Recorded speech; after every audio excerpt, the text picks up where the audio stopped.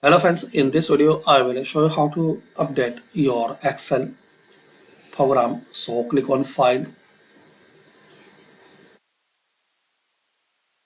click on Account, the option Update.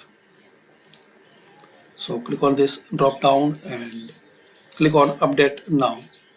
Check for and apply updates. Wait for a few minutes till this process will be complete.